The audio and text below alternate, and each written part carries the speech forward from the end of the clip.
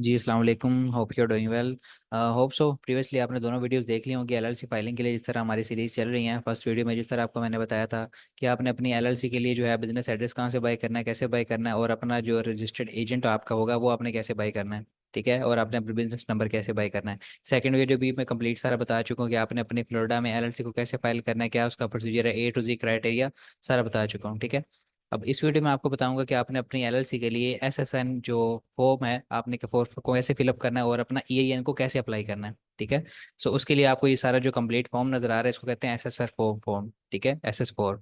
तो इसको आपने कंप्लीट सारा फिलअप करना है जो कि आपने सबमिट करना है। तो इस वीडियो में आपको यही कंप्लीट बताऊंगा कि आपने अपना जो है ईआईएन के लिए अप्लाई कैसे करना है, इस फॉर्म को कैसे फिलअप करना है, इसमें कौन कौन सी चीज़ें आपने देखनी होती हैं, कौन कौन सी चीज़ें, क्योंकि ये सारी क्रिटिकल थोड़ी सी चीज़ें होती हैं, बहुत ही केयरफुली करनी पड़ती है। यहाँ पे आपकी कोई भी मिस्टेक नहीं होनी चाहिए। यहाँ पे आपको ए टू जी सारा बताऊंगा आपने कैसे फॉर्म को फिलअप करना है, कैसे डाउनलोड करना है, कहाँ पे सबमिट करना है, ये ए टू जी सारा बताऊंगा। ठीक है, so let's start. So first of all आपको पता होना चाहिए कि मेरा जो है मैंने ई एन अप्लाई करने के लिए, तो आपके पास ये वाला जो है SSS 4 जो है ये आपके पास फॉर्म होना चाहिए। अब ये आपको फॉर्म कहाँ से मिलेगा? ठीक है, so first of all you need download this form from Google. Google पे यहाँ पे लिखें आप, जस्ट सिंपल लिखे SS 4 फॉर्म। ठीक है, SS 4 फॉर्म लिखेंगे तो यहाँ पे आपको सेकंड मिल जाएगा about the SS 4 form application for the employer identification number. EAN stands for employer identification number. ये आपकी IRSP की वेबसाइट पे लेके आएगा आपको। तो यहाँ पे थोड़ा स्क्रॉल डाउन करेंगे, यहाँ पे आपको मिल जाएगा फॉर्म SS 4। तो यहाँ पे जैसे आप क्लिक करेंगे तो आपको यहाँ पे आपका फॉर्म मिल गया। ठीक है, तो यहाँ पे आपको यहाँ पे फॉर्म मिल गया सेम एज इट इज वैसे ही जो मैंने आपको यहाँ पे ओपन करके दिखाया हुआ था। तो फॉर्म इजीली आपको गूगल से इस तरह मिल सकता है।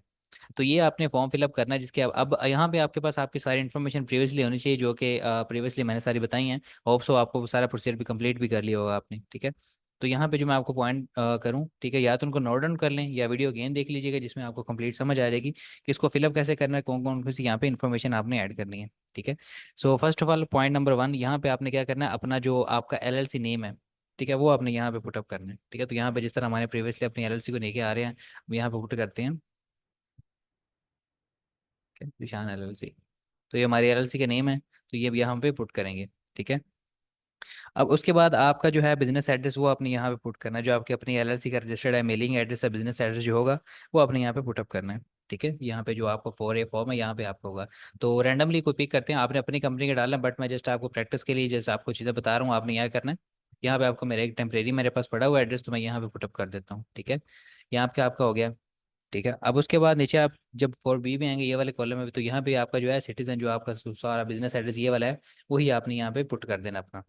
ठीक है, तो यहाँ पे आप पुट कर देंगे और उसके अलावा नीचे आपसे पूछेगा काउंटी या स्टेट आपकी कौन सी है। हम फ्लोरिडा में कर रहे हैं तो आपने यहाँ पे फ्लोरिडा ही करनी है। ठीक है,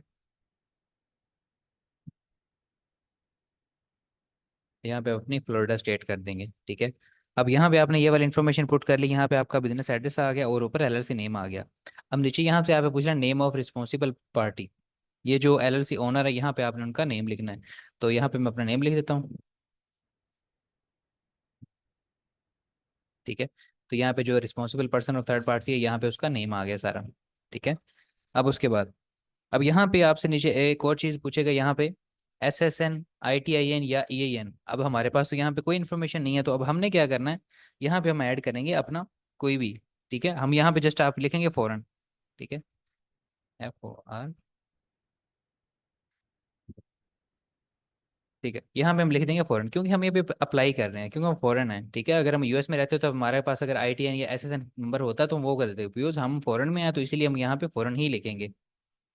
ठीक है, अब उसके बाद जैसे आपने फॉर्म यहाँ पे लिख दिया, आप अपना नेम भी लिख दिया, तो उसके बाद नीचे वाला ये वाला जो फॉर्म है ना, अब यहाँ पे लिखेंगे is application for the limited liability company, यानी कि आपका LLC के लिए।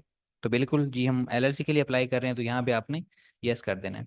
ठीक है, अब उसके बाद आपसे ये सामने पूछेगा कि आपके जो मेंबर्स हैं, ठीक है, इफ 8A इज यस, यहाँ पे हमारा कर रहा है यस। अगर हमारी LLC है नंबर ऑफ LLC मेंबर्स, अब हमारे LLC मेंबर्स कितने हैं तो यहाँ पे आपने मेंबर्स लिखने हैं। ठीक है, तो ये हमारा हमारा जस्ट 1 पर्सन है तो 1 पर्सन के लिए करते हैं, इसलिए हम यहाँ पे मेंबर भी जस्ट 1 ही लिखेंगे कि हमारा LLC का जस्ट 1 ही मेंबर है। ठीक है, अब उसके बाद नीचे यहाँ से पूछेगा आपके से कि LLC ऑर्गेनाइज इन USA। तो बिल्कुल जाहिर सी बात, हम US में LLC फाइल करें तो हमारा यस यहाँ पे हो गया। अब ठीक है, अब उसके बाद नीचे वाला ये जो फॉर्म आता है ना, अब 9A वाला जो है, ठीक है, ये वाला जो फॉर्म है, टाइप ऑफ एंटिटी। अब हमारी जो LLC है वो किस टाइप की है। यहाँ पे हमने वो लिखना है कि अपनी हमारी एलएलसी का टाइप क्या है, और हमने यहाँ पे क्या चीज़ लिखेंगे।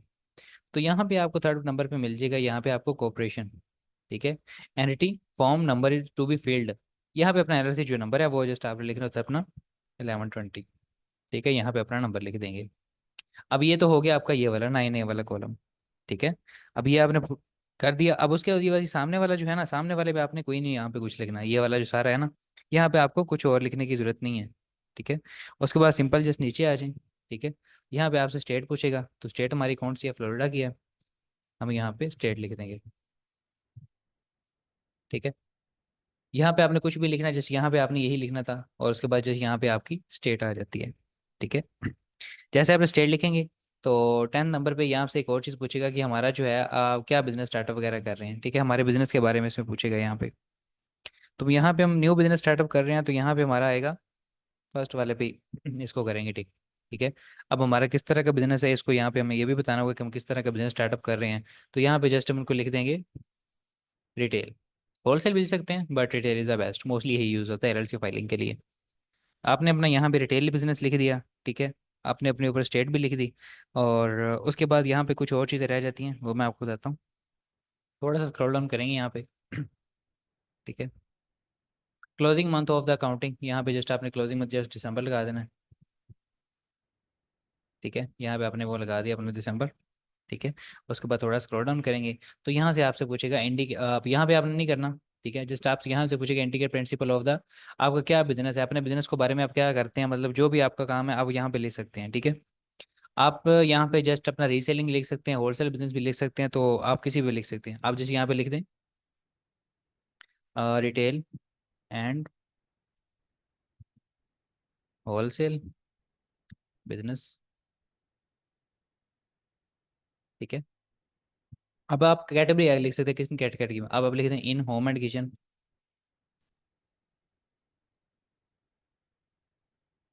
एंड टॉयज लिख दें। ठीक है। अब अपना बिजनेस कोई भी लिख सकते हैं, इसमें कोई इतना मसला नहीं होता। ठीक है। अच्छा। अब यहाँ पे आपने अपना जो सारा लिख लिया बिजनेस के बारे में, अब नीचे यहाँ से एक और चीज़ आपसे पूछेगा कि हैज़ यू एप्लीकेट ऑलरेडी, हमने मतलब कहीं अप्लाई किया है ये इनके लिए, तो नहीं, हम न्यू अप्लाई कर लें, तो यहाँ पे करेंगे नो। ठीक है। हमने पहले कभी भी इसका प्रीवियस नंबर अगर आपने अप्लाई किया हुआ प्रीवियस, तो यहाँ पे अपना प्रीवियस ये नंबर लिख देंगे, बट हमने प्रीवियसली नहीं किया, हम न्यू अप्लाई कर रहे हैं, तो यहाँ पे हमने इसको नो ही करना है। ठीक है। अब उसके बाद थर्ड पार्टी में, हम थर्ड पार्टी में यहाँ पे कोई भी चीज़ फुटअप नहीं करेंगे, कोई कुछ भी नहीं लिखेंगे। ठीक है। और यहाँ पे अपना जो है नेम एंड टाइटल वगैरह जो भी डिक्लेयर्ड ऑन द डिस्प्ले, यानी कि प्रिंट पे हमारा जो नेम है, हमारा यहाँ पे अपना नेम आएगा, जो हमारा अपना नेम है। ठीक है, जो मेंबर है इसका, एलएलसी का मेंबर है, तो यहाँ पे एलएलसी मेंबर हमारा अपना ही है। ठीक है, जो एलएलसी मेंबर है, नेम ओनर है, यहाँ पे हमने लिख देंगे। ठीक है। ठीक है, यहाँ पे मेंबर लिख दिया आगे। ठीक है, यहाँ पे अपना मेंबर लिख दिया आपने। ठीक है।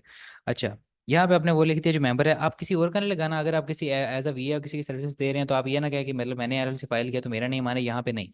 जो एलएलसी ओनर है उसी की इन्फॉर्मेशन यहाँ पे आनी चाहिए, और आपने उसी की इन्फॉर्मेशन ही यहाँ पे ऐड करनी है। ठीक है। अच्छा, उसके बाद ठीक है।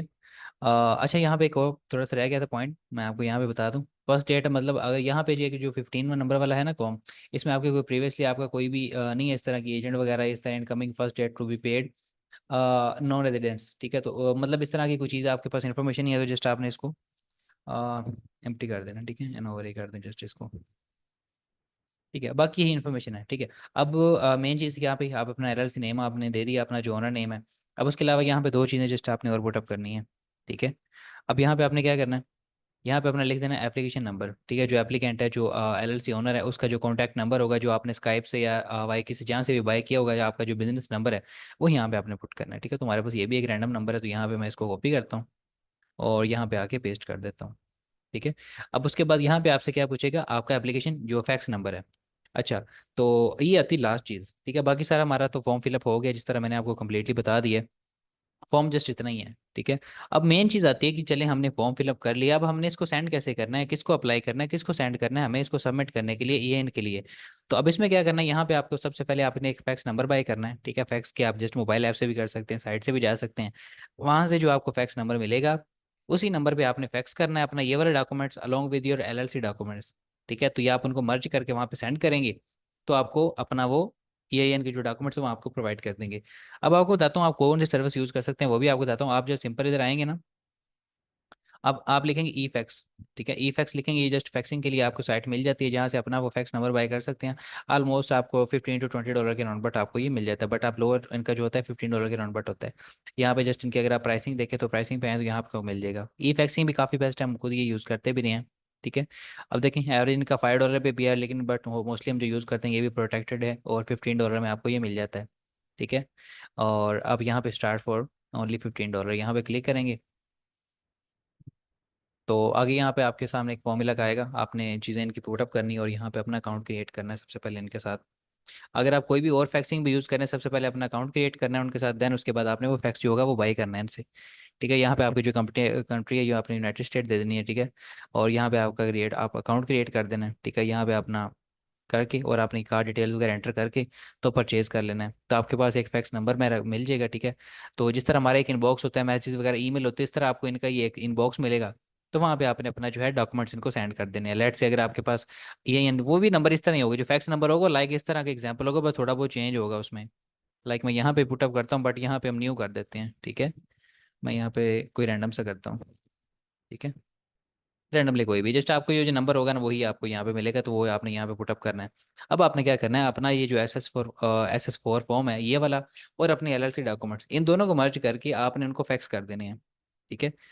तो अब इसमें क्या होगा, आपको जो टाइम पीरियड रिक्वायर्ड है वो कितना टाइम लगेगा आपको, आपके जो EIN डॉक्यूमेंट्स वगैरह आते हैं, आपका एवरेज जो टाइम लग सकता है ना 10 to 15 डेज तक का टाइम भी लग सकता है, ठीक है। But it may take long, ज़्यादा भी टाइम लग सकता है।